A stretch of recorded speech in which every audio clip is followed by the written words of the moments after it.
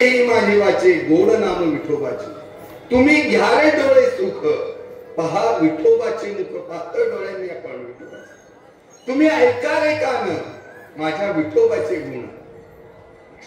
कान पण काम करते, मनात येथे धाव घेई राहे विठोबाचे पायी.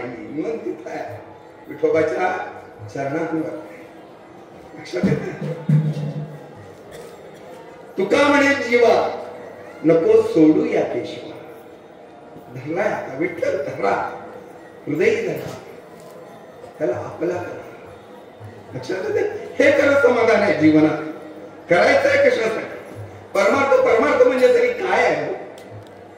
परमार्थ महाराजांनी एक व्याख्या सांगितली की अकारण म्हणजे काही कारण नसताना नामस्मरण चालू म्हणजे परमार्थ आहे. म्हणजे काहीच कारण नाही. नामस्मरण करायला काय आपल्याला वेगळं काही करावं लागतं का? कुठला आपल्याला पैसा खर्च करावा लागतो का? दाम म्हणजे काही अडका द्यावा लागतो का? काय द्यावं लागतं? किंवा कुणाला काही आपल्याला मदत केल्याशिवाय आपल्याला परमार्थ मिळतोय अशातलाही भाग नसतो. किंवा नामस्मरण ते आपल्याला कोणाकडनं विकत घ्यावं लागत नाही. नाम महाराजांनी एवढं लुटलंय, एवढं लुटलंय. गोंदावल्यामध्ये प्रचंड पीक नामाचं आलंय आणि सगळं मिळतंय. गोंदावल्या क्षेत्राचं वैशिष्ट्य मी आपल्याला असं सांगेन की गोंदावल्यामध्ये तुम्ही कुठल्याही क्षेत्राला जा, प्रत्येक क्षेत्रामध्ये तुम्हाला लोक मागणारी भेटतील. तिथं बरोबर आहे. तिथे गेल्यानंतर मंदिरांमध्ये मागतात ना, पुजारी मागतात. काही मंडळी पैसे अभिषेक करायचे, काय एवढे पैसे द्या तेवढे पैसे द्या. गोंदावल्यामध्ये असे मागणारे लोक नाही. सगळ्यात महत्वाचं काय जर असेल तर तिथं भिकारी सुद्धा नाही. हे वेगळं विशेष गोंदावल्याचं महत्वाचं. कारण सगळे लोक संतुष्ट आहे, सगळ्या लोकांना पाहिजे ते मिळतंय. त्यामुळे ते खरं समाधान आपल्याला या क्षेत्रामध्ये मिळते. म्हणून महाराजांच्या मार्गाने जाऊयात. महाराजांनी दिलेला विचार हाच मनामध्ये आपल्या ठेवायचा. हे दुसरं लक्षण मी तुम्हाला सांगितलं, आपलं मन उन्मन झालं पाहिजे. मन उन्मन होणं याचा अर्थ काय आहे? मन उन्मन होणं म्हणजे आपलं मन जे आहे ते आत्ताचं जे मन असतं ते आकुंचित मन आहे. सगळे संकुचित ज्याला म्हणेन, आकुंचित हे आत्ताचं मन आहे. पण ते मन आपल्याला विशाल करायचंय, व्यापक करायचंय, जे महाराजांचं होतं. आणि त्या विचारांनी आपल्याला करायचं. महाराजांचं मन किती विशाल होतं, किती विशाल. म्हणजे कुठलीही गोष्ट स्वतःकडे घ्यायची नाही. जे जे होतं ते परमात्म्याच्या कृपेनं होत आहे हे त्यांच्या सार्थ मुखामध्ये असायचं. तळमळ किती प्रचंड तळमळ. म्हणजे एकदा महाराजांच्याकडं एक गृहस्थ आहे, शेतकरी आहे, शेतकरी कुटुंबातला. आणि शेतकरी तो आला, गरीब शेतकरी आहे, बैलगाडी घेऊन आला होता महाराजांच्याकडं. महाराज मंदिरामध्ये बसले होते. महाराजांना त्यांनी हाक मारली. खेडूत आहे, महाराजांना बुवा म्हणायचं, बुवा इकडे या. मग महाराज आले. काय रे बाबा, काय नाही म्हणले, या तुम्ही फक्त बाहेर. महाराज आले आणि मी काय केलं की स्वतःबरोबर घोंगडं आणलं होतं ते महाराजांना टाकलं. बघा म्हणले, आता इथे बसा तुम्ही बुवा. म्हणले काय रे बाबा, काय नाही म्हणले, आज तुम्हाला त्यांनी सांगितलं की आज मी तुम्हाला काही वस्तू आणली भेट द्यायला. आणि महाराजांच्या समोर एक धान्य आणलं होतं, गहू किंवा ज्वारी काहीतरी असेल, अर्ध पोत होतं, त्यांनी तिथं ठेवलं. अरे म्हणले कशाला आणले? नाही म्हणले, मी नवस बोललो होतो म्हणले, मागच्या वर्षी तुम्हाला भेटलो आणि जाताना नवस बोललो म्हणले. मला 3 मुली होत्या, मुलगाच नव्हता. ते तुम्हाला नवस बोललो म्हणून की महाराज मला मुलगा होऊ द्या, मी तुम्हाला अर्ध पोत धान्य मी तुम्हाला 3 शेतात निघाले. आणि आज नवस पूर्ण झालाय म्हणले, मला मुलगा झाला आणि हे मी घेऊन आलोय म्हणले. महाराज म्हणले, अरे हा नवस भगवंतानी पूर्ण केलाय, माझं काय आहे? म्हणजे ऐका काळजीपूर्वक. आत्ताचा जर गुरु असताना कुठला, हो बघा माझ्यामुळे हे झालं का? लक्षात येतं ना. आजच्या कलियुगात खूप अवघड परिस्थिती आहे. खूप सावध राहिलं पाहिजे. आणि महाराजांनी आपल्याकडे घेतला नाही. तो माणूस किती मिनिटवाऱ्या करत होता. तुम्ही म्हणा की माझ्यामुळे याला मुलगा झालाय. ते म्हणले, महाराज त्याला पटवून देत होते ही रामाची कृपा आहे, माझी नाही. आणि त्याच्याकडनं शेवटी ते वधवून घेतल्यावर महाराज स्वस्थ बसली, शांत बसली. लक्षात येत आहे? म्हणजे महाराजांचा विचार काय आहे आणि आपलं मन जे आहे ते किती संकुचित आहे हे विशाल करायला शिकलं पाहिजे. बरोबर आहे? सगळा विचार मनामध्ये असलो, जे जे काही आहे माझं असू द्या, सगळं बाहेरचं सगळं जगातलं असू द्या, ते केवळ आणि केवळ परमेश्वराचं आहे, माझं काही ते नाहीये. हम ब्रह्मास्मि. आपल्याला आपलं नाहीये, हे सगळं भगवंताचं आहे. हा विचार आपल्या मनामध्ये यायला पाहिजे. वारी कशासाठी करायची? वारी करायची म्हणजे लोकांना गावात सांगायचं, अहो वारीला जाऊन आलो का? मग लोकांनी चर्चा करायची, वारीला जातात बरं का. म्हणजे 8 दिवस राहतात, 10 दिवस राहतात, माऊलींच्या याला जातात, काही लोक गोंदवल्याचे जातात, 5-5, 7-7 दिवस प्रपंच सोडून जातात. काही पराक्रम आहे? म्हणजे आपल्याला, आपण जी वारी करतो ती खऱ्या अर्थाने आपल्याला काय मिळतं त्यातनं हा विचार आपल्याला केला पाहिजे. काय मिळवायचंय याचं चिंतन आपल्याला केलं पाहिजे. आणि म्हणून वारीमध्ये आपल्याला ह्या ज्या गोष्टी आहेत त्याच्याकडे आपण बारकाईने लक्ष दिलं पाहिजे. लक्षात येतं? मी काल काही गोष्टींवर मुद्दामून प्रकाश टाकला, बोललो जाता जाता ती काही मंडळी अजूनही वारी आम्हाला व्यसन करताना आढळतात. नका करू. तुकाराम महाराजांनी म्हटलं ना की आता तरी पुढे हाची उपदेश नका करू नाश आयुष्याचा. आयुष्याचा नाश किती दिवस, किती काळ आपण करणार आहोत? कधीतरी आपण बदलणार आहोत की नाही? कधीतरी बघतोय ना मी, आता इकडून आता येतो जातो बघतोय, बरेच माय मावले तंबाखूची मिश्री आपल्याला हवं बसलेला. काय लक्षात येते? काय मिळणार आहे काय त्यातून? ज्या मुखाने आपण भगवंताचं नामस्मरण करतो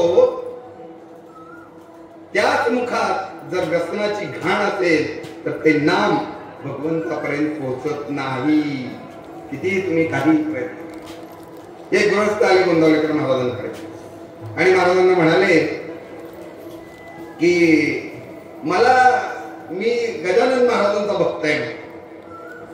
ऐका, गजानन महाराजांचा भक्त आहे म्हणजे, आणि आम्हाला काही नाही, आम्हाला गजानन महाराज चिली मोडत होते त्यामुळे आम्ही पण तेच प्रकार करतो सगळे. लक्षात येत आहे? गोंदवलेकर महाराज म्हणले, अरे गजानन महाराजांची तुलना तू स्वतःशी कशाला करतोस बाबा? म्हणजे गजानन महाराज पलंगावर बसलेले असताना पलंग पेटला पूर्ण, पलंग जळून खाक झाला, पण गजानन महाराजांना कुठेही क्षती झाली नाही, अग्नी स्पर्श सुद्धा त्यांना केला आहे. तुझी योग्यता.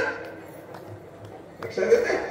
त्यांची जी व्यसनं होती आहे का, आता त्यांची जी व्यसनं होती, साधुसंतांची व्यसनांचा उल्लेख लोक दाखवतात, त्यांची जी व्यसनं होती ती लीला होती, हे आपल्याला लक्षात येत. लक्षात येत आहे? जसं शंकर महाराज मठामध्ये सिगारेट ठेवलेले असतात पेटवून, बघितलं? शंकर महाराजांना सिगारेट ठेवायचं म्हणून आपण सिगारेट ठेवत बसायचं, त्यांची आणि आपली तुलना पण करायची. त्यांची ती लीला होती हे आपण लक्षात येत नाही. आपल्या कसल्या लीला आहे? म्हणजे तो विचार आपण मनामध्ये ठेवला पाहिजे. कुणाशी तुलना आपण करतोय, कुणाशी? मग त्यांच्यासारखं वागणं जमतंय का आपल्याला? ते कधीतरी विचार करा.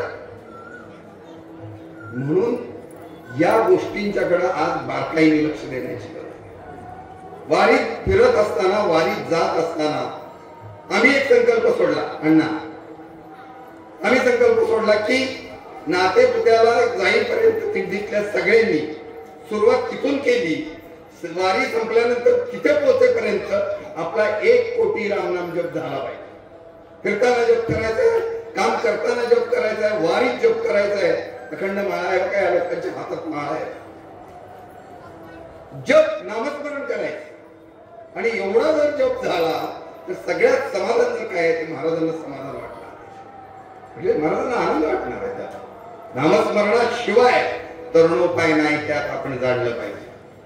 श्रीराम जयराम जय जयराम या मंत्रामध्ये ताकद प्रचंड मोठी आहे. काल मी सांगितलं, काही लोक असतील नसतील मुद्दा म्हणून सांगेल. काही काल एक माऊली मला म्हणल्या, तुम्ही समर्थांची भक्त आहे. समर्थ आपल्या यांची अक्कलकोट निवासी स्वामी समर्थांची हे बघताय. आणि मग मी श्रीराम जयराम जय जयराम कसं म्हणायचं? ऐका आता काळजीपूर्वक ऐका सगळ्यांनी. गोंदवलेकर महाराजांना पण हा प्रश्न विचारला एका माणसाने की महाराज म्हणले, अहो आमचा जप वेगळा आहे. आम्ही रामकृष्ण हरी म्हणतो, आम्ही जय हरी विठ्ठल म्हणतो, आम्ही ओम नमो भगवते वासुदेवाय म्हणतो, आम्ही दत्ताचा जप करतो, कुणी म्हणतं आम्ही देवीचा जप करतो, कुणी म्हणतो आम्ही गणपतीचा जप करतो. मग हे जप करायचे नाहीत का? आमच्या सद्गुरूंनी आम्हाला हा जप दिला तो करायचा नाही का? महाराजांचं उत्तर आहे का? बघा महाराज म्हणले, अरे तो जप सोडायचा नाही. तुम्ही तो जप करताय ना, तो तुमच्या सद्गुरूंनी दिलेला जप आयुष्यभर करत राहायचा आहे, त्याच्यामध्ये बदल करायचा नाही. ऐका, म्हणजे आज मी बघतो सगळीकडं इतकं वातावरण वाईट आहे. आता पुष्कळ वेगवेगळे गुरु तयार झाले, गुरु करणारे, आणि मग हे लोकांना फसवण्याचा नाडवण्याचा उद्योग करतायत ती मंडळी. आणि मग समजा एखाद्या माणसाने गोंदवलेकर महाराजांचा अनुग्रह घेतलाय, तर त्याला ही माणसं सांगतायत सोडून देते, आमचा अनुग्रह घे. हे का अनुग्रह सोडण्याची सोडता येतो? सद्गुरूंनी दिलेला सद्गुरू अखंडपणे आपल्या बरोबर असतात. आणि मग या पद्धतीनं महाराजांनी उत्तर त्यांना दिलं की तुमच्या सद्गुरूंचा जप तुम्ही केला पाहिजे. मग राम कसा भेटणार? ऐका, राम तर भेटायला पाहिजे ना. महाराजांनी स्पष्टपणे सांगितलं की या सगळे जे जे जप तुम्ही करता, जे जे नामस्मरण तुम्ही करत असता,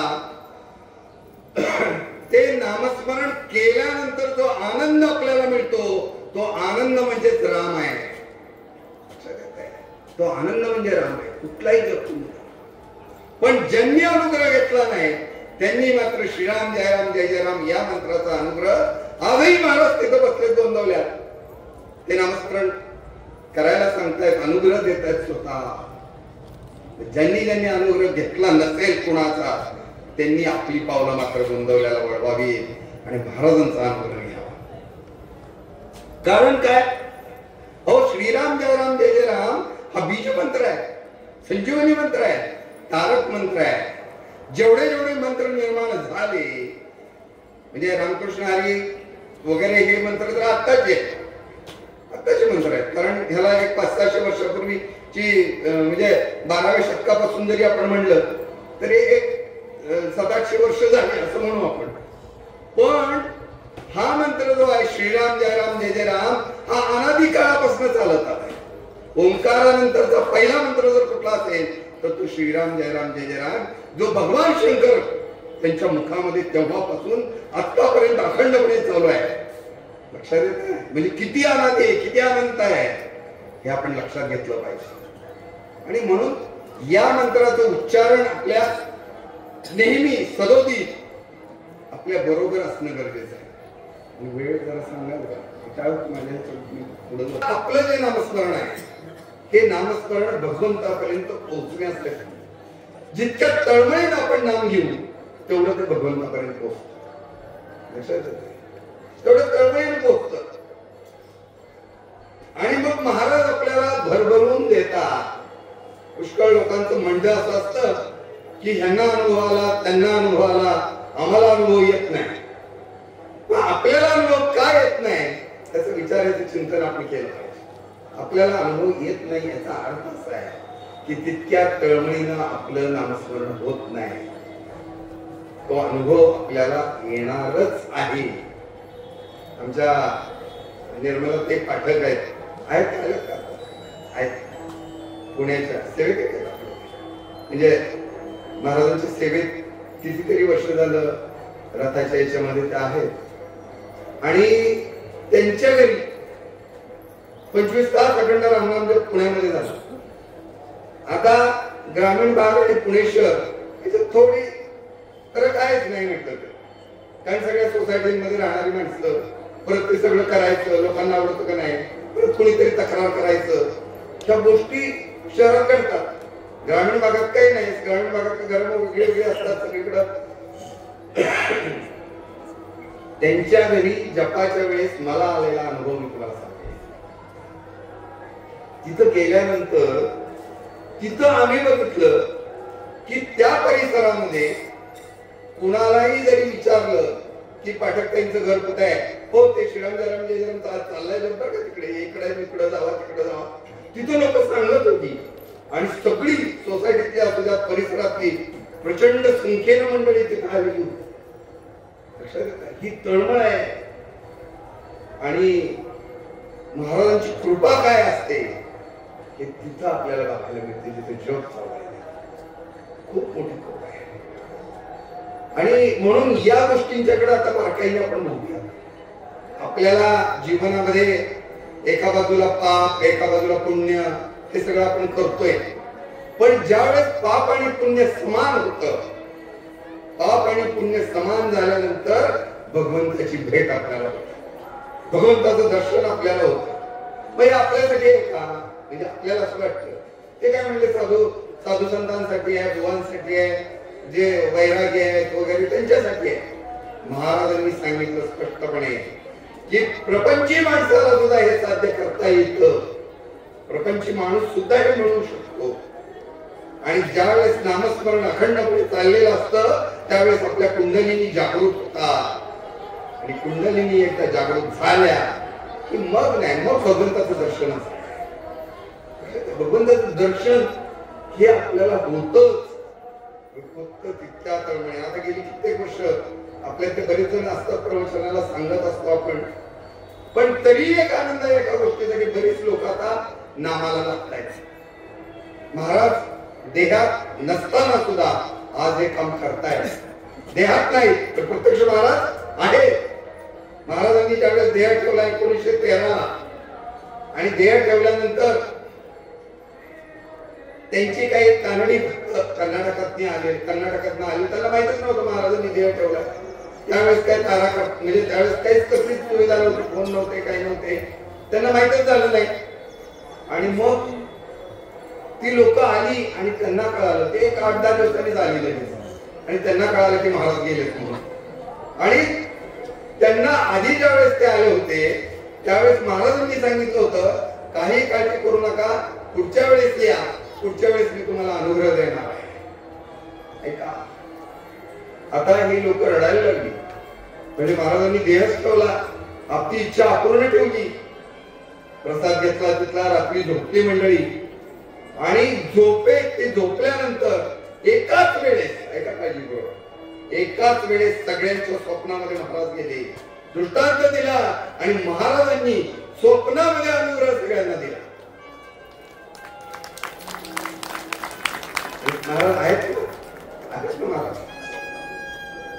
महाराज आहेत हा विचार सारखा मनामध्ये राहिला पाहिजे. माझे महाराज आहेत, माझ्या जवळ आहेत, माझ्या बरोबर आहे, हा विचार घेऊनच जायचा ना. आणि हा विचार ज्यावेळेस आपल्या मनामध्ये येईल त्यावेळेस महाराज निश्चितपणे आपली सोबत करणार. आणि म्हणून हे सगळं मिळवायचं आहे ना. तुकाराम महाराजांचा एक अभंग आहे, विठ्ठल सोयरा सज्जन संगाती, विठ्ठल सोयरा सज्जन संगाती, विठ्ठल या चित्ती बैसला असे. विठ्ठल सोयरा केला तुकाराम महाराज, भगवंताला सोयरा बनवलं. आता सोयरा या शब्दाचा अर्थ आत्ताच्या काळात, ऐका, आत्ताच्या काळात सोयरा म्हणजे आता सोयरे जवळ राहिलीच नाही कुणाची. सोयरा आला म्हणजे कपाळावर आठ्या असतात घरात, सगळीकडेच आपण किती दिवस राहतोय काय करतोय. आता अर्थात कुणाला राहायला पण वेळ नाही.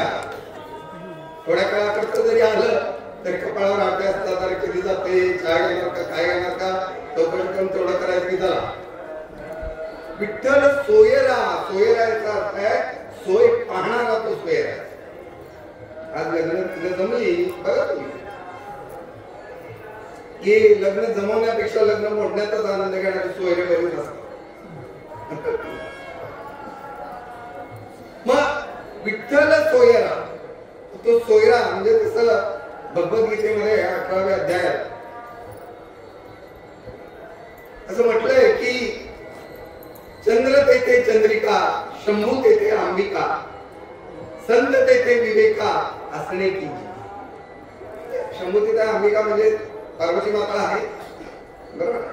चंद्र तेथे चंद्रिका म्हणजे तारे आहेत सगळे. आणि संत जिथे असतो तिथे विवेक असलाच पाहिजे. आत्ताच्या काळातले मी मुद्दामून या सगळ्या गोष्टी परखडपणे आपल्याशी बोलणार आहे. हे अशा अर्थानं या आत्ताच्या बुवांमध्ये म्हणजे बहुतांश लोकांच्या मध्ये तो विवेक आहे का त्याचं आत्मचिंतन आपण करा. शांती ब्रह्म एकनाथ महाराजांची तुलना यातल्या एकाशी होऊ शकत नाही. आजच्या काळातली सगळी गोष्ट आपण बघतोय. किती लोकांना त्रास, किती लोकांना नाडवताय, किती शिक्षणाचे हाल करताय. सगळीकडे आपण बघतोय ना. महाराजांनी सगळी लोक आपली मानली. महाराजांनी एकाही शिष्याला कधी तोंड उचलून बोलले नाहीत, कधी त्याचं मन दुखवलं नाही. ज्यावेळेस काशीला गेले नैमिषारण्यात ते बरोबर महाराज लोकांची परिस्थिती नसायची. लोकांना महाराज स्वतः घेऊन जायचे, रेल्वेनं तिकीट काढायची त्यांची, सगळे स्वतः सगळ्या सोयी करायचे, शेकडो लोक न्यायचे. आणि तिथं गेल्यानंतर मग पंचपक्वानाचं जेवण हे ते इतकी सोय खरा सोयरा तो आहे विठ्ठल सोयरा सज्जन सांगाती. आता त्याच्या पुढे जाऊन त्या भगवद्गीतेमध्ये असं म्हणजे की राहो तेथे कटक, म्हणजे जिथं राजा आहे तिथं सैन्य असणारच आहे. राहो तेथे कटक आणि सौजन्य तेथे सोयरीक. जिथं सौजन्य आहे ना तिथं सोयरीक असते. लक्षात येत आहे का? सौजन्य कुणाकडे असतं? सौजन्याचा आदर्श कोण आहे? तर सौजन्याचा आदर्श आहे सुजन. जो सुजन आहे त्याच्याकडे सौजन्य असतं. आमचा एसटी खातं दरवर्षी सौजन्य सप्ताह साजरा करतो, बरोबर आहे ना? वर्षभर सौजन्य नाही, पण तेवढा आठवडाभर बोर्ड लावायला, मंत्र्यांनी फीत कापायला सौजन्य सप्ताह. म्हणजे काय सौजन्य सप्ताह? त्याचा अर्थच आम्हाला कळत नाही. काय सौजन्य असतं लोकांच्याकडे? साध्या साध्या गोष्टींमध्ये दररोजच्या जीवनामध्ये वागताना जगताना हे आपण बघितलं पाहिजे. आणि मी याच्यापासून वेगळा कसा जाईल, मी याच्यापासून वेगळा होऊन मला महाराजांचे सगळे नियम माझ्या अंगामध्ये कसे येतील हा विचार आपण हे चिंतन करू. तर खऱ्या अर्थानं वारी आहे ना. वारीला येतो म्हणजे काय? आपण ही वारी आपली अखंडपणे राहिली पाहिजे. पंढरपूरची वारी आणि या बाजूला मगाशी मी म्हटल्याप्रमाणे जन्म मरणाची वारी या पंढरीच्या वारीनं खंडित झाली पाहिजे. नको आता जन्म मरण, भगवंता तुझ्या पायाशी मला राहू दे. म्हणजे पुष्कळ लोकांना असं वाटतं प्रारब्ध म्हणजे किती प्रारब्ध? प्रारब्ध म्हणजे काय? भोग भोगायचे. सगळे म्हणतात मागच्या जन्मीचं भोग आहे, ते आहे, ती दुःख आहे. अहो हे प्रारब्ध जे भगवंताला कमी करता येत नाही ते सद्गुरू कमी करतात. हे मुद्दाम खात्रीनं तुम्हाला सांगितलं. महाराजांच्या मध्ये ती ताकद आहे. आपलं प्रारब्ध सुद्धा एक 3 गोष्टींनी ते करतात. एक तर ते प्रारब्ध आपलं जे आहे ते एक तर संपवून टाकतात, किंवा ते पुढे मागं करतात, किंवा ते प्रारब्ध सोसण्याची ताकद सद्गुरू आपल्याला देतात. आपल्याला मागे मी उदाहरण सांगितलं. काशीताई पिंपळखरे नावाच्या एक महिला गोंदवल्यामध्ये महाराज असताना महाराजांच्या सेवेत होत्या. तिथं राम मंदिरात, त्यावेळेस ते राम मंदिरात सगळं होतं ना, आणि महाराजांच्या वाड्यात. मग त्या काशीताई पिंपळखरे त्यांचं काय काम असायचं? मध्यमवयीन काही होतं, 50-55 वर्षाच्या. दररोजचं त्यांचं काम आहे का काय? दररोज सकाळ पहाटे उठल्यानंतर 4 वाजता उठायचे. पहाटे उठल्यानंतर त्या काळात काही गॅस नव्हते, काही नव्हतं, चुली असायच्या. आणि मग चुलींना पोतेर करायचं, चुलीचा ओटा सारवायचा, तिथलं सगळं त्या स्वयंपाकघरात सगळं सारवून काढायचं शेणाने. आणि दुसरी गोष्ट म्हणजे की त्यावेळेस मातीच्याच भिंती होत्या सगळ्या, सिमेंटचं काही नव्हतंच, प्लास्टर नाही, काही नाही. पण या भिंती ज्या आहेत ही माऊली दररोज त्या भिंती पण सारवायच्या, उभकडे ज्याला म्हणतात, दररोज. आणि हे सगळं झालं की 6 वाजले की मग त्यांनी त्या अग्निदेवतेची पूजा करायची. चुलीचं पूजन करून त्यांनी मग अग्नी पेटवायचा. आणि मग महाराजांनी सांगितलेल्या आदेशाप्रमाणे स्वयंपाकाला सुरुवात करायची. स्वयंपाक करायचा, सगळा स्वयंपाक जे जे सांगितले ते सगळं स्वयंपाक व्हायचा. स्वयंपाक झाला की मग नैवेद्य तयार करायचा रामाचा, नैवेद्य दाखवून यायचं. नैवेद्य दाखवून झालं की महाराजांनी सांगितलं पंक्ती बसवा म्हटल्यानंतर सगळी मंडळी पंक्ती बसवायच्या. सगळ्यांना जेवायला वाढायचे. त्यावेळेस पत्रावळ्या नव्हत्या, ताटं वाढायची. सगळ्यांना ताटं वाढायच्या. म्हणजे महाराजांच्या दरबारात सांगतो ताटं वाढायची. सगळं वाट्या ताटं सगळं ठेवून सगळ्यांना बोलवायचं, जेवायला वाढायचं. आणि हे संपलंय ते संपलंय हा विषयच नव्हता. भरपूर सगळं मुबलक प्रमाणात सगळ्यांना जीव घालायचं. जेवण झाल्यानंतर सगळी भांडी घासायची. ऐका, भांडी घासायची ती माऊलीनं. भांडी घासून झाली की मग सगळी जी स्वयंपाक तयार केलेली जी भांडी असायची, पातेले असतील, कढई असतील, जे काय असतील, उतणी असतील, चमचे असतील, सगळं घासून स्वच्छ करून ते सगळं मांडून ठेवायचं. एवढं सगळे करेपर्यंत पहाटे 4 पासून दुपारच्या 2 वाजेपर्यंत ही माऊली मुखात पाण्याचा घोट सुद्धा घेत नव्हती. ही सेवा महाराजांची. आणि दुपारी 2 वाजल्यानंतर सगळ्यांची जेवण झाल्यावर ही माऊली महाराजांच्याकडे जायची. महाराज बसलेले असायचे आणि महाराजांच्याकडे जाऊन महाराजांच्या चरणांचं दर्शन घ्यायचे. महाराजांच्या चरणांचं दर्शन घ्यायचे.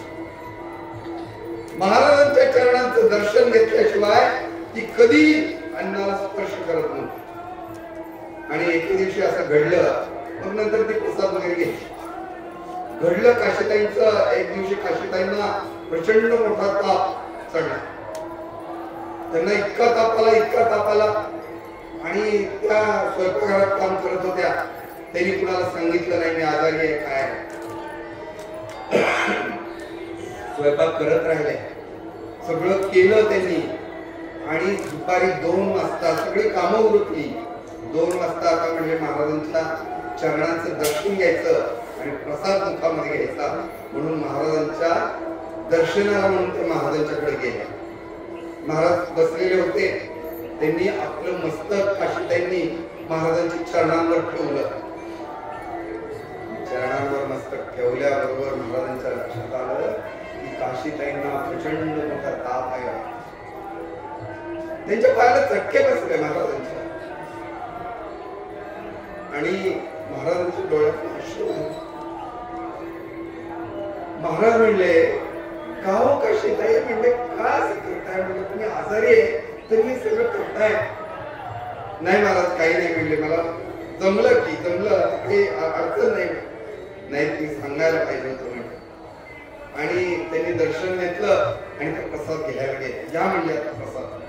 त्या प्रसाद घ्यायला गेल्या. प्रसादाचा एक घास मुखात टाकल्याबरोबर हा माऊलीचा सगळा ताप उतरून गेला. काही राहिलं नाही. आणि तेवढ्यात कुणीतरी असं म्हणालं. महाराजांनी ते नंतर महाराज झोपले. खोलीचा दरवाजा होता तो नुसता ढकलून घेतला आणि झोपले.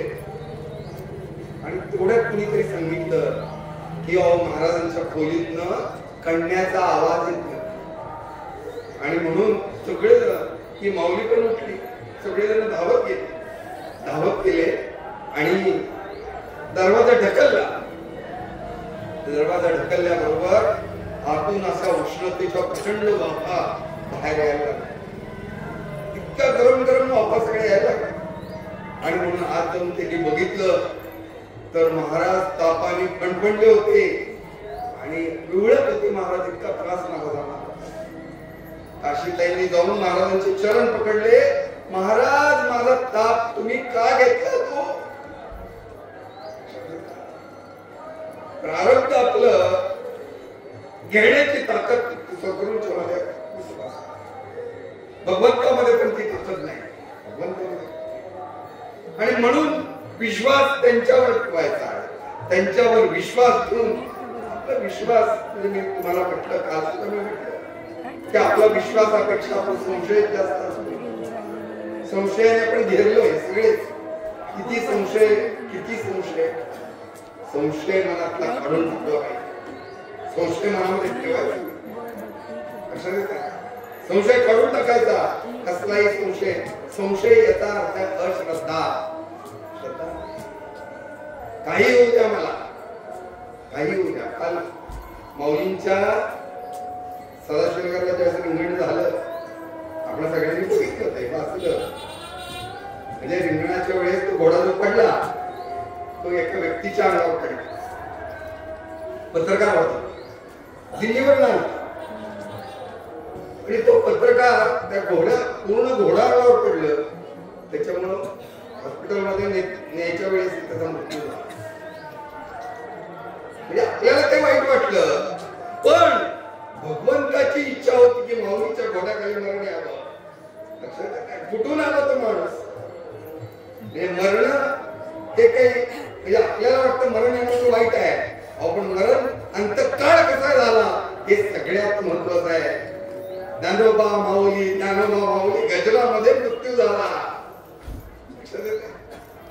अरे आपलं भाग्य अंतकाळ माझा सुखाचा व्हावा असं वाटतं ना. अंतकाळी तरी मुखामध्ये माझं नाम असतं, अंतकाळी तरी मी श्रीरामजयराम म्हणतो. हे कधी साध्य होईल? ज्यावेळेस दररोज आपलं अखंड नामस्मरण असेल त्यावेळेस. म्हणजे आपल्याला हे सगळं करायचंय म्हणजे काय? हे जे नामस्मरण आहे हे नामस्मरण अखंडपणे चालावं अशी इच्छा असेल तर सगळ्यात महत्वाचं आपण जे नामस्मरण करतोय हे नामस्मरण आपल्याला असं वाटतं की आम्हाला वेळ मिळत नाही, आम्हाला ऑफिस असतं, आम्हाला कामावर शेतमजूर स्त्रिया असतात, आम्हाला कामावर जायचं असतं, सगळीकडे जायचं असतं. आणि आपल्याला पुरुषांना सुद्धा नोकरी व्यवसायाच्या निमित्तानं घराची काम असतं. पुष्कळ आपण आपली कारणं सांगतो. पण महाराजांनी असं सांगितलं की कुठलंही असेल तुम्ही त्या प्रत्येक कामामध्ये राम आठवत राहा, प्रत्येक कामामध्ये श्रीराम जयराम जयराम म्हणत राहा आणि त्याचा परिणाम तुम्हाला जाणवल्याशिवाय आठवणार नाही. हा रामच आपल्याला तारणार आहे हे आपण लक्षात घेतो. अयोध्येमध्ये राम मंदिर उभं राहिलं 22 जानेवारीला. फार मोठा सगळ्या संपूर्ण भारतवर्षात काय पण संपूर्ण जगतामध्ये एक आनंद निर्माण झालेला होता. कारण राम हाच मुळात आनंद आहे, आनंदाचा सागर आहे. आणि त्यावेळेस एक मनामध्ये असा विचार आला की सगळे म्हणायला लागले की म्हणले अहो एवढे सगळे आंदोलन झाली, चळवळी झाली, ते सगळं झालं, त्याचा परिणाम म्हणून राम आला. पण त्यावेळेस महाराजांनी एक विचार केला. महाराज म्हणले अरे तो रामच आहे ना, त्या रामाला काय अशी वाट बघावी लागली असते का 500 वर्षांची? तर पाहिजे तेव्हा तो बाहेर येऊ शकतो ना, रामच आहे तो. पाहिजे तेव्हा तो बाहेर येऊ शकतो. का आला नाही? तो राम बाहेर आला नाही त्याला कारण असलं. मधल्या काळामध्ये या 500 वर्षाच्या कालखंडात आपण भगवंतालाच विसरल्याचं चित्र सगळीकडे राहतं. ज्यावेळेस अखंड नामस्मरण कुठलाही मंत्र असू द्या, विशेषतः महाराजांची माणसं श्रीराम जयराम जयराम ही सगळे म्हणत असताना जपकारांचं प्रमाण सुद्धा प्रचंड मोठ्या प्रमाणात वाढलं. आणि ज्यावेळेस जपकारांच्या लोकांच्या मनात, नामप्रेमींच्या मनात नामस्मरणाची भावना निर्माण होते असं दिसल्यानंतर राम बाहेर आला. रामाचं निर्माण राम का आला हे आपण जाणलं पाहिजे. आणि सगळ्यात महत्वाचं महाराजांनी जे सांगितलंय ती सगळ्यात सगुण भक्ती जी आहे, महाराजांनी 3 सांगितलं आपल्याला, त्याच्यामध्ये सगुण भक्ती सगळ्यात महत्वाचं सांगितलं. सगुण भक्ती म्हणजे आपण नामस्मरण करतोय, म्हणजे आपल्या घरात जर बाळ जन्माला आलं, बरोबर, बाळ जन्माला आल्यानंतर त्याच्याविषयी आपल्याला प्रेम वाटतं ना. बाळ बघितल्यानंतर प्रेम निर्माण होतं, जिव्हाळा निर्माण. फोटो बघून होत नाही नुसतं कोणाचा फोटो बघून बाळाचा कुठल्या, पण ते प्रत्यक्ष जर असेल तर आनंद आणखी जास्त होतो. म्हणजे हा सगुण रूपातला राम आल्यामुळं भारतवर्षामध्ये आनंद निर्माण झाला. तो त्याच्या स्वधामामध्ये आला, सगळ्यात महत्वाचा अयोध्येमध्ये, त्याच्या अयोध्या नगरीमध्ये अवतरला आणि तो राम जन्माला आला. आता लक्षात घ्या सगळ्यांनी, तो राम जो आपल्या कल्पनेतला राम तसा त्या रामाची मूर्ती नाही. ही रामाची मूर्ती जी आहे, ही रामाची मूर्ती एका बाल वयातल्या रामाची, बालक स्वरूपातला राम, ज्याला बालक राम म्हणतात, तो राम आला. याच्यावरही चिंतन केलं पुष्कळ. महाराज असं असं का? तो राम का नाही? आम्ही नेहमी बघतो रामाचा फोटो, हात असा केला किंवा नमस्कार केला किंवा धनुष्यबाण घेऊन, तो राम कुठे आहे? हा नाही राम. हा राम का? त्यावेळेस महाराजांनी सांगितलं की अरे हे बाळ आहे, राम हा जन्माला बाळ म्हणून आलाय आणि त्याला वाढवायचं काम आता आपल्याला करायचंय. तो राम वाढला पाहिजे याचा अर्थ आपल्या हृदयात तो ठेवून श्रीराम जय राम जय जय राम आपण या सगळ्या गोष्टी आपल्या खरं तर आपण चिंतन करताना चिंतनामध्ये आलं पाहिजे. आणि सगळ्यांनी म्हणजे आपण सगळेच की ज्यांनी याच्यामधून सकारात्मकता जितकी आपल्याला आणता येईल तेवढी आणायला पाहिजे. म्हणून विठ्ठल सोयरा सज्जन सांगाती, विठ्ठल या चित्ती बैसला. विठ्ठल या चित्तामध्ये आला पाहिजे. चित्त म्हणजे आपल्याला माहिती आहे, आपल्या मनामध्ये मनापेक्षा खोल आपण गेलो तर चित्त अहंकार ते सगळं आत आहे. चित्त खोल आहे. या चित्तामध्ये आपल्याला राम बसवला पाहिजे. चित्तामध्ये राम येणं म्हणजे सदा सर्व काय राम माझ्या हृदयात आहे ही भावना आपल्या मनामध्ये असली पाहिजे. आणि राम ज्यावेळेस हृदयात असेल त्यावेळेस आपण कशालाही भिण्याचं कारण नाही. कशालाच भिण्याचं कारण नाही. राम माझ्याजवळ आहे. म्हणून विठ्ठल या चित्ती बैसला असे. विस्ताराने जात नाही खूप वेळ तुम्ही आहे. पुढे तुकाराम महाराज असं म्हणतात, विठ्ठले अंग व्यापिली काया, विठ्ठल ही छाया माझी मज. म्हणजे विठ्ठलाने सगळं माझं अंग व्यापलंय. लक्षात आहे? लक्षात येते सगळ्यांचं की आपल्या शरीरात मी तुम्हाला असं म्हणतो, प्रयोग तुम्ही करून बघा. नामस्मरण जी जी व्यक्ती करते, महाराज म्हणतात या नामाचा परिणाम तुमच्या शरीरावर पण दिसायला लागतो. हे नाम, भगवंताचं नाम आपल्या शरीरातल्या रक्ताच्या पेशी म्हणजे शरीराच्या पेशी मध्ये रक्ताच्या कणामध्ये नाम गेलं पाहिजे. तितकं नामस्मरण आपलं झालं पाहिजे, तितकं नाम आपण घेतलं पाहिजे. हा परिणाम होतो. म्हणजे विठ्ठल हे अंग व्यापिली ही काय संपूर्ण सगळ्या. ज्यावेळेस महाराज गोंधळलेला आहे का, हे सगळं हे काही भाकड कथा नाहीये किंवा दंत कथा नाहीये. आत्ताच्या काळात कलियुगामध्ये घडलेल्या घटना आहेत. महाराज ज्यावेळेस गोंधळलेला प्रवचन करायचे, प्रवचन केल्यानंतर प्रवचन सुरू असताना मग लोक पुष्कळ येऊन बसायचे आणि महाराज नामस्मरणाचं महात्म्य सांगत असत, सगळं असत. आणि महाराजांनी सांगितलं की सगळं आपल्या शरीरामध्ये नामस्मरण व्यापत असत.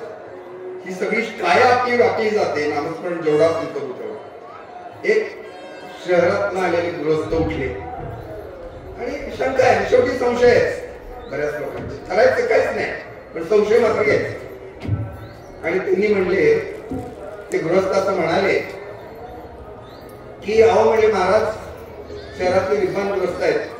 ते म्हणले की महाराज तुम्ही म्हणताय की असं असं नामस्मरणाने होत आहे, ते सगळं खोटं आहे. म्हणले आज काही होत नाही. म्हणले आम्हाला काय अनुभव नाही. म्हणले आता हे महाराजांना त्या प्रवचनामध्ये सगळी महाराजांची माणसं समोर असताना हा माणूस येऊन शहरातला एखादा माणूस येऊन जर असं म्हणत असेल तर आत्ताचा जो गुरु आहे, आत्ताच्या काळातला बघतो मी सगळीकडे, आत्ताच्या काळातला जो गुरु आहे आणि त्याचे जे चेले असतात म्हणजे ते राजकारणातले असल्यासारखीच मंडळी असतात. म्हणजे ते चेले सुद्धा सगळे राजकीय मंडळी असल्यासारखी गुरूंची चेले. आणि मग त्या काळात महाराजांचे कसे असते तर या माणसाचे काय हाल केले असते त्यांनी. पण महाराजांच्याकडे असली माणसं नव्हती. महाराज शांत राहिले. अरे म्हणले बाळा तसं नाही म्हणले, तू नामस्मरण करत राहा, तुला तो आनंद मिळेल. ते खोटा म्हणायचं सगळं. मग महाराज म्हणले शेवटी त्याला इकडे म्हणले माझ्याकडे. महाराजांनी जवळ बोलवलं आणि महाराज म्हणले ये इकडं. महाराजांनी आपला हात पुढे केला आणि ठेव म्हणले इथं मस्तक. त्या माणसाने इथं मस्तक ठेवलं. महाराजांच्या दंडामधून श्रीराम जय राम ऐकूया. ठेव म्हणले माझ्या छातीवर डोकं. महाराजांच्या छातीवर डोकं तरी ठेवलं. महाराजांच्या हृदयातनं श्रीराम जय राम मंत्र ऐकूया यायला. त्या व्यक्तीनं लगेच महाराजांची चरण धरले. चुकलं माझं. आणि महाराजांचा अनुग्रह घेऊन तो शहराचा माणूस परत गेला. शरीर काय या आत्ताच्या काळातलं आहे. खूप काळ लोटला का? 100-125 वर्ष फक्त झाली. मग आपल्याला आपल्या जीवनामध्ये महाराजांची प्राप्ती जर व्हायची असेल तर सगळ्यात महत्वाचं विठ्ठल हे अंग व्यापिली काय. विठ्ठल हा बैसला जिभेची या माता. जिभेच्या टोकावर विठ्ठल हे सारखं. सुरुवात कुठल्याही करायची श्रीराम कुठल्याही बोलायला सुरुवात केली श्रीरामनी करायची. आता आपल्या सगळ्यांना सवय लागली ना. फोनवर बोलताना हॅलो गेलो काही नाही श्रीराम. कुणाला आमच्या सगळ्यांना मंडळींना कुणाचाही फोन आला श्रीराम करून. तुमचा कोणाचा फोन आला श्रीराम. सगळ्यांना तुम्हाला मी सांगतोय का परिणाम असा झाला की जी लोक कुठल्याही जाती धर्माचे असू द्या, ज्या लोकांनी कधीही आयुष्यात श्रीरामाचं नाव घेतलं नाही, ते आज नैतिकता म्हणून समोर आम्ही भेटले ते श्रीरामाजी म्हणतात. आम्ही म्हणण्याच्या आधीच श्रीराम भाऊ किंवा जगतार भेटले श्रीराम, तुम्ही सगळे श्रीराम. त्याच्याशिवाय दुसरा विषयच नाही ना. बैसला विठ्ठल जिभेची या माता. या जिभेच्या टोकावर बसवा भगवंताला. आणि सगळं जे येईल ते भगवंताचं, ते भगवंताचं ही आपल्या डोक्यामध्ये राहिलं पाहिजे. तो विचार आपल्या मनामध्ये गेला पाहिजे. बैसला हा विठ्ठल जिभेची या माता. न वाचे वदे अन्यथा आन दुजे. दुसरं काही बोलायचंच नाही हो. रामाशिवाय बोलायचं नाही, विठ्ठलाशिवाय बोलायचं नाही, दुसरं बोलायचंच नाही, दुसरं काही म्हणायचंच नाही. मग हे सगळं जर झालं तर ते परिवर्तन, तो परिणाम जीवनामध्ये जाणवायला सुरुवात होतो. लक्षात येतं. नुसतं प्रवचन करणं म्हणजे काय ओव्या घेऊन ओव्या सोडवणं म्हणजे आत्ताच्या काळात ते प्रवचन होत नाही. कारण आत्ताच्या काळामध्ये प्रवचनांची खरी गरज प्रबोधनाच्या माध्यमातून. प्रबोधन झालं पाहिजे. का मांडलाय हा प्रपंच महाराजांनी? का मांडलाय हा प्रपंच तुकाराम महाराजांनी, एकनाथ महाराजांनी, माऊलींनी? याचा विचार याचं कधीतरी चिंतन केलं पाहिजे. आणि म्हणून या गोष्टी आपण बारकाईने बघूया. आज खरं तर माहित नाही, पण विषय वेगळा होता. मला आज उपासनेवर बोलायचं होतं, पण काय माहित नाही. काय माहितीये का, या व्यासपीठावर बसल्यानंतर महाराज असतात जवळ, आणि महाराज जे जे सांगतात किंवा जे जे बुद्धी देतात ते सगळं बोलवलं जातं. मला उपासना विषय मांडायचं होतं. तर आज आपल्याला उपासना आपल्या जीवनामध्ये काय असावी हे खरं तर आपल्याला कळलं पाहिजे, पटलं पाहिजे. त्या दृष्टीने सांगणं गरजेचं आहे. आणि म्हणून आज हे सगळं सांगत असताना तुम्ही आणि आम्ही हा विचार करून पुढे जाऊया.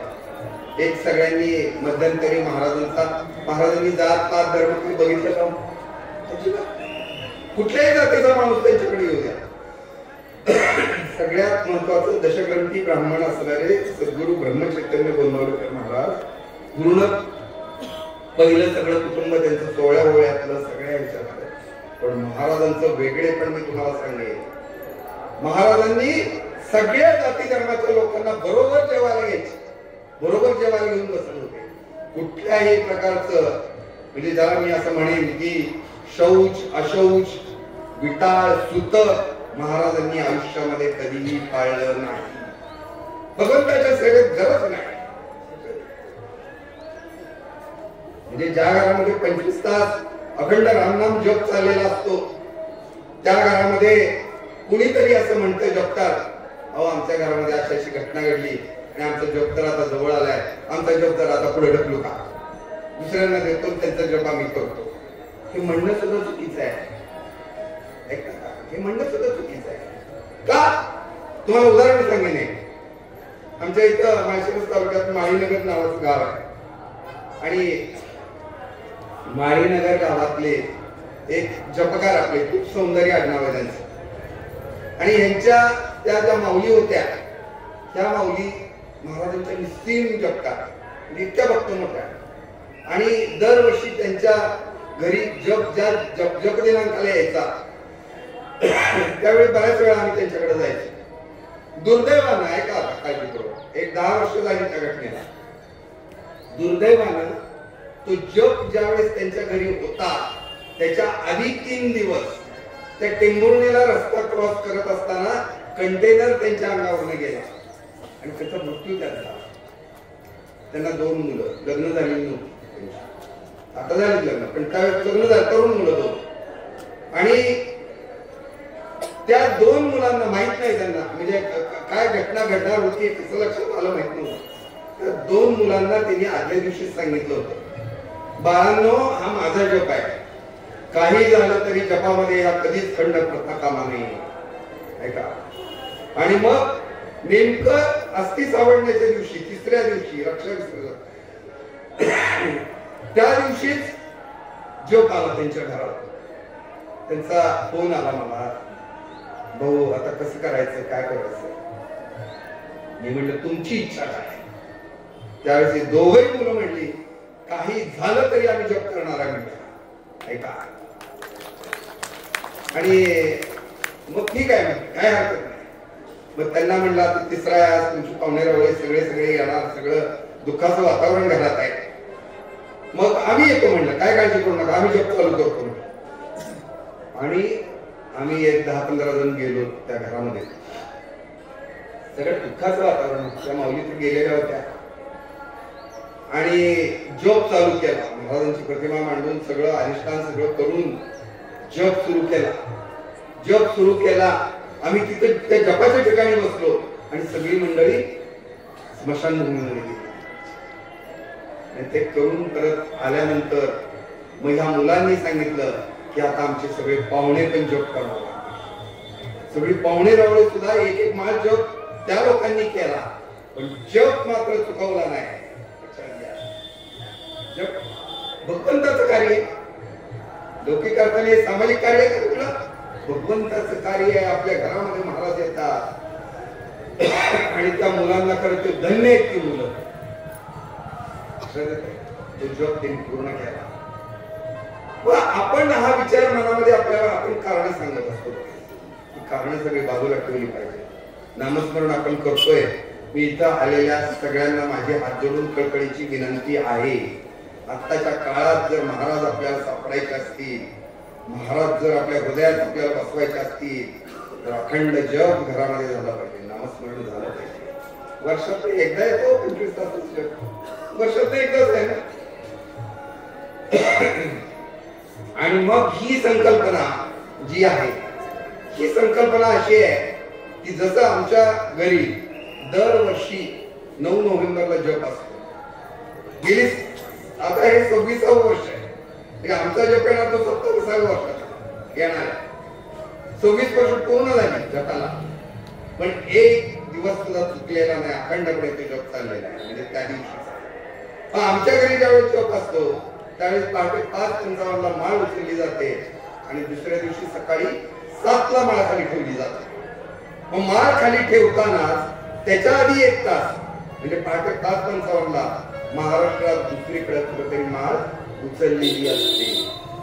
अशी 365 दिवसांची अखंड माळ आज 11 माळा महाराष्ट्रात उभी आहे. आजच्या दिवशी सुद्धा 11 ठिकाणी जप चाललाय, 11 गावांमध्ये.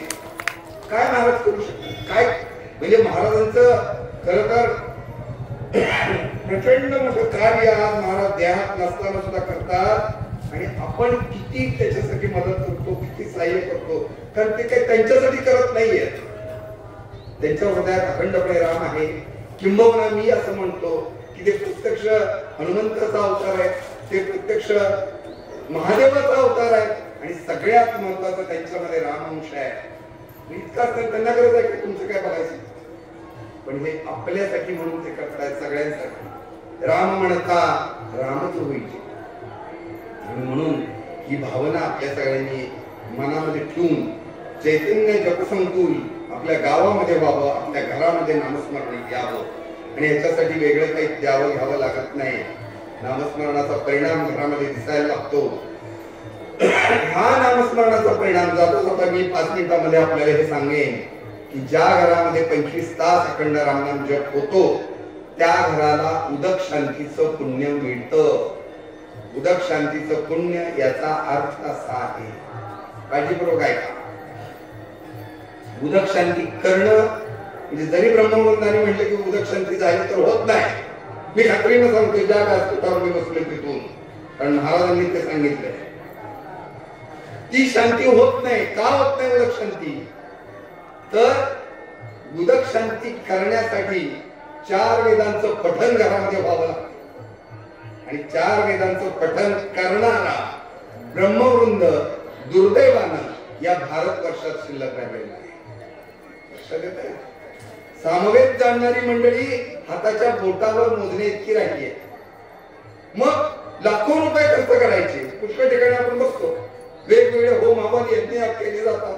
काशीचे ब्राह्मणान, हरिद्वारचे ब्राह्मणान, नैमिषारण्यातल्या ब्राह्मणान, तिथून कुठून आपल्याला वाटतं की सगळे ब्राह्मण मंडळी येऊन लाखो रुपये खर्च झाले तरी जे पुण्य पदरात पडेल की नाही हे सांगता येत नाही. ते पुण्य केवळ आणि केवळ आपल्या घरात वर्षात नाही एकदा 25 तास रामनाम जप झाल्यानंतर मिळतं. किती सोपं आहे. मग काय करावं लागतं? आपल्याला पैसा खर्च करावा लागतो? काय नाही. आणि म्हणून त्या रामनामाच्या लहरी आणि स्पंदन घराघरांमध्ये पोहोचली पाहिजे. रामाने सगळ्यांचं कल्याण करावं महाराज नेहमी म्हणायचे. महाराज दयासिंधू आहे, महाराज कनवाळू आहे, लोकांच्यावर प्रेम केलं महाराजांनी. महाराजांनी कुणाचंही मन कधी दुखवलं नाही. मी तुम्हाला सांगेन की चैतन्य जप प्रकल्पाच्या माध्यमातून आज जेवढे जपकार आहेत त्याच्यामध्ये फक्त हिंदूच जपकार आहेत असं नाही. त्याच्यामध्ये मुस्लिम जपकार आहे. ऐका काळजीपूर्वक. ज्यांच्या घरात श्रीराम जयराम जयराम अखंड जप चाललाय. काही जपकार आपले ख्रिश्चन आहेत, काही जपकार आपले पारशी आहेत, काही जपकार जैन आहेत, काही जपकार बौद्ध आहेत. प्रत्येकाच्या घरात श्रीराम जयराम जय जयराम. काय आनंद महाराजांना वाटत असेल. महाराजांनी, मी मगाशी तुम्हाला विषय मांडत होतो की स्वतः ब्राह्मण होते पण त्या काळामध्ये स्पृश्य भावना त्यांनी कधीच ठेवली नाही. त्या काळात तर किती होतं आपल्या सगळ्यांना माहिती.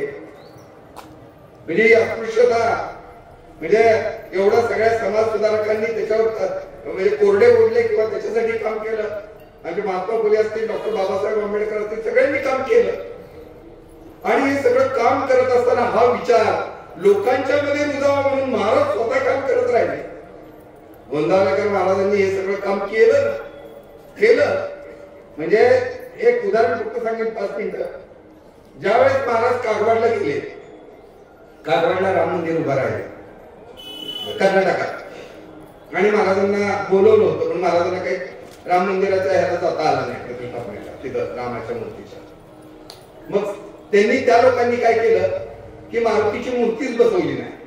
महाराज येथील त्यांच्याच हस्ते करायचे म्हणजे मूर्तीची प्रतिष्ठापना.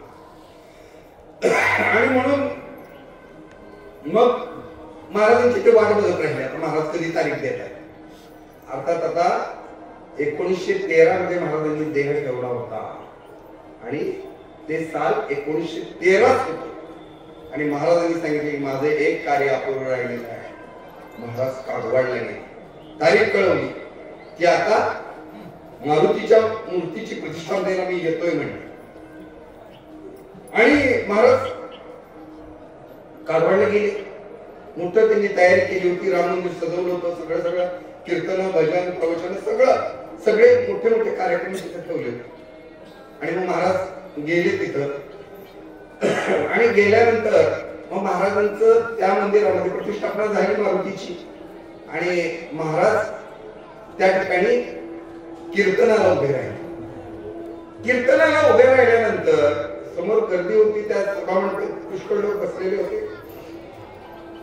आणि कीर्तन सुरू झाल्यानंतर महाराजांना असं जाणवलं, हा कुठेतरी असं जाणवलं की बाहेर कुणीतरी उभा आहे जे माझे वाट बघतंय, महाराजांची वाट. आणि म्हणून त्यांनी एका गृहस्थांना उभं केलं आणि म्हणले, हो तिथं बापूसाहेब कोण उभा राहिले बघा म्हणले, बाहेर कोण आहे का? तर त्यांनी येऊन सांगितलं, होय म्हातारी बाई थांबलेली आहे म्हणते. म्हणजे मी तुम्हाला जे सांगितलं ना काल, की जे न कळो ते कळो येईल उगले नामे या विठ्ठले एकाची. जे आपल्याला कधीच कळत नाही, माहित होत नाही, ते ज्ञान केवळ नामस्मरणाने येत. महाराजांच्या लक्षात आलं की माऊली तिथं थांबलेली आहे. आणि मग महाराज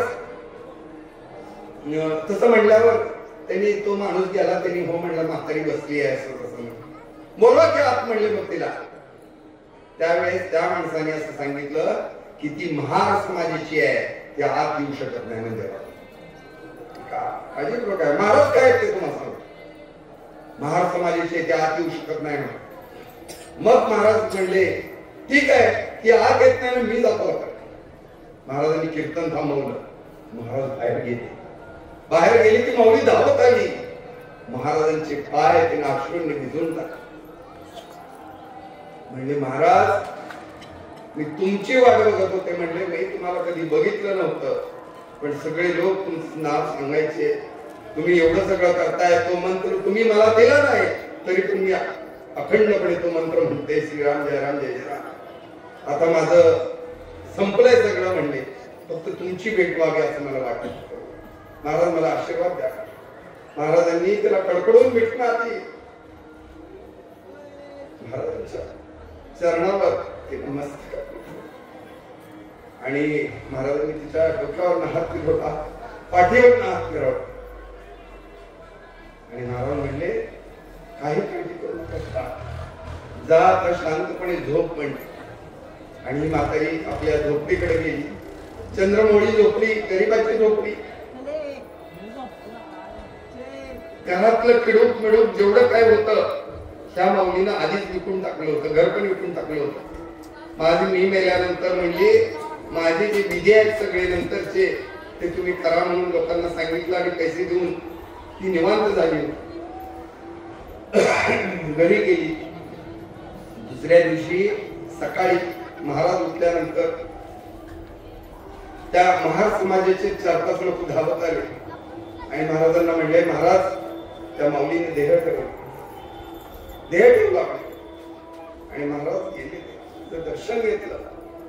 अंतकाळ करायचा आपल्याला, जात पात धर्म काही नाही. तुम्ही आपण सगळ्यात तेवढ्या आंतरिक तळमळी आज खऱ्या अर्थानं या सगळ्या घटना घडतायत बाहेर जातीयवादाच्या, त्याच्यापासून मुक्ती आपल्याला मिळवायची असेल तर महाराजांचाच विचार आपल्या डोक्यात असला. लहानपणी मूल जन्मल्यापासून त्याच्या मनात जात आपण घातली होतो ना, जात हा या जातीचा, तो त्या जातीचा, हे काढून टाकलं. का घ्यायचा महाराजांचा विचार? फक्त सगळ्यात महत्वाचं जर काय असेल तर सगळ्यात महत्वाचं सगळ्यांनी एकत्र राहणं. मानवता हाच धर्म आहे आपला. महाराजांनी मांडलेला विचार आपण आपल्या मनात ठेवला पाहिजे. पुष्कळ बोलायचं तो वारी चालली आहे, परत कधीतरी आपण बोलूया.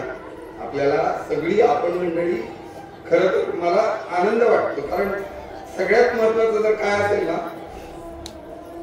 तर इथं प्रवचनाला येताना त्या व्यासपीठावर बसताना महाराजांनी दिलेली जी वारी आहे ती गावकऱ्यांच्या ताब्यात दिली, वारकरी मंडळाची, आणि ती मोठ्या श्रद्धेने ही मंडळी सगळी करतायत. आणि इथं या व्यासपीठावर बसल्यानंतर मनामध्ये असं येतं की महाराज गोंदावल्यावर ना आता पंढरपूर पर्यंत आता चालत महाराज का आलेले. महाराज शांतपणे बसले. महाराज आपल्या प्रत्येकाकडे बघतायत, प्रत्येकाला निरखतायत, प्रत्येकाच्या डोळ्यात बघतायत. आणि तुझे भाव काय आहेत, तुला काय वाटतं लक्षात. आणि त्या महाराजांच्या त्यांना जो वाटणारा विचार किंवा महाराजांना जे वाटणारी मनातली भावना आहे त्या भावनेशी आपण प्रतारणा करता कामा नये. त्यांनी सांगितलं, काय सांगितलं, नाम घ्या, नाम घ्या, एवढंच. ते नाम अखंडपणे आपण घेऊयात आणि आपल्या जीवनात खऱ्या अर्थाने समाधान जर कुठं मिळायचं असेल तर ते नामातच आहे हे आपण लक्षात घेतलं पाहिजे आणि नामात ते आपण मिळवूया. आज खर तर आज आणखी योग असा आहे इथं वारकरी मंडळाने ही जागा खरेदी केली. आपल्या सगळ्यांना माहिती आहे, आपण सगळ्यांनी मदत केली आणि जागा खरेदी झाली. तिथल्या काही ही इमारत पण त्याच्यामध्ये आहे आणि ही इमारतीचं काही काम करत असताना मग काही देणगीदारांनी देणग्या पण दिल्या, ज्याच्यामध्ये एक देणगीदार सौ विद्या कांबळे ज्यांनी 11,000ची देणगी दिली या ह्याला, आणि 11,000ची देणगी दिली आणि त्यांचा 3 वर्षापूर्वी आजच्याच दिवशी मृत्यू झाला. आज त्यांची 3री पुण्यतिथी आहे आणि ती मुलगी जर कोण असेल, कोण होती, ती आपल्या शिंदे अण्णांची मुलगी आणि तिची आज स्मृती दिन तिचा आहे. महाराजांच्या प्रती असणारी तिची श्रद्धा, भावना लक्षात घ्या, देण्याची दानत तिच्याकडे होती आणि ते आपल्यामध्ये पण असणं गरजेचं आहे. प्रत्येकामध्ये काहीतरी आपल्याला दिलं पाहिजे, काहीतरी आपण कार्य समाजासाठी केलं पाहिजे, आपल्या आध्यात्मिक काही कार्य आपण केलं पाहिजे. ही भावना आपण सगळ्यांनी मनात ठेवणं गरजेचं आहे. म्हणून तिच्या स्मृतीलाही आपण या ठिकाणी विनम्र श्रद्धांजली आपण वाहूयात, आदरांजली वाहूयात. आणि आपण सगळी मंडळी जी आहात, आता झाला तर उद्या आपल्याला दारस सोडल्यानंतर आपल्याला आपल्या गावाकडे जायचं, पण गावाकडं गेल्यानंतर महाराजांचा विचार डोक्यात ठेवा. ते आपल्याला विनंती करेन की ज्यांना ज्यांना वाटतंय की आमच्या गावामध्ये अखंड रामनाम जप व्हावा, त्यांनी संपर्क साधा आमच्याशी. आम्ही सगळीकडं सगळ्या ठिकाणी आम्ही जातो. मी तुम्हाला सांगतो, हे माझं कौतुक म्हणून नाही म्हणत, पण महाराजांच्या कृपेनं सगळ्या गोष्टींना आम्ही संपन्न आहोत. महाराष्ट्रात फिरत असताना आम्ही बुलढाण्यापर्यंत मागच्या महिन्यात बुलढाण्यात गेलो, वेगवेगळ्या ठिकाणी जातो, इचलकरंजी आहे, कोल्हापूर आहे, गडिंग्लज. महाराजांच्या कृपेनं सगळं चांगलं आहे आणि कुठेही कुठल्याही प्रवचनाचे 5 पैसे सुद्धा मी कधी कोणाकडनं घेत नाही, येण्या जाण्याचे सुद्धा पैसे घेत नाही. ही महाराजांची कृपा आमच्यावर आहे आणि ही सेवा त्यांची आहे. आणि आपण सगळी मंडळी, मी तुम्हाला तुमच्या खरं तर हात जोडून कळकळीची विनंती करणार आहे, तुम्ही महाराजांना विसरू नका, महाराजांनी दिलेलं नाम विसरू नका. आणि सगळ्यात महत्वाचं, घरातलं आपलं वातावरण चांगलं राहावं या दृष्टीनं थोडं घरातले वाद वाढू नयेत. पडतेपणाची भूमिका घ्या ना, काय अडचण नाही. सासू सुना, आई वडील सगळे, तेव्हा वडील मुलगा, घराघरामध्ये आज वाद निर्माण होत आहेत. कोणी पडतं घ्यायचं आणि कोणी नमतं घ्यायचं. अरे घ्या ना, काय नमतं घेतलं मग काय तोटा होतोय? नाही, प्रत्येकाचा अहंकार आहे, इगो आहे. आम्ही नाही माघार घेणार, चला चाललंय, घरी सगळी विस्फोट झाला, सगळ्या संसाराचा राख रांगोळी झालं, बघतोय नका तसं करू. आणि म्हणून प्रत्येकानं ती भूमिका आपल्या मनामध्ये ठेवावी, महाराजांचा आदर्श आपल्या जीवनामध्ये ठेवावा. महाराज तुम्हाला भरपूर देणार आहेत, फक्त त्यांच्यावर विश्वास आपण ठेवूयात, एवढंच या निमित्ताने या ठिकाणी सांगतो. वारकरी मंडळाने आम्हाला नेहमीप्रमाणे हे निमंत्रण दिलं आणि हक्काच्या या व्यासपीठावर या ठिकाणी बसता आलं, हे भाग्य निश्चितपणे आमच्या जीवनामध्ये आहे. आणि अशीच कृपा महाराजांची आमच्यावरती राहो की महाराजांची चरणी मी प्रार्थना करतो. आणि आपण इथे सगळेजण जे बसलेले आहात, त्या आपल्या प्रत्येकाच्या हृदयामध्ये सूक्ष्मांशाने अल्पांशाने होईना जो भगवंत उपस्थित आहे, त्याच भगवंताच्या चरणी आजची प्रवचन सेवा मी समर्पित करतो आणि सेवेला पूर्ण विराम देतो. श्री अनंत कोटी ब्रह्मांड नायक राजाधिराज सच्चिदानंद सद्गुरु श्री ब्रह्म चैतन्य महाराज की जय, श्री ब्रह्मानंद महाराज की जय, श्री हनुमंत महाराज की जय, श्री भाईनाथ महाराज की जय, पवन सूत हनुमान की जय, प्रभु रामचंद्र भगवान की जय. जय जय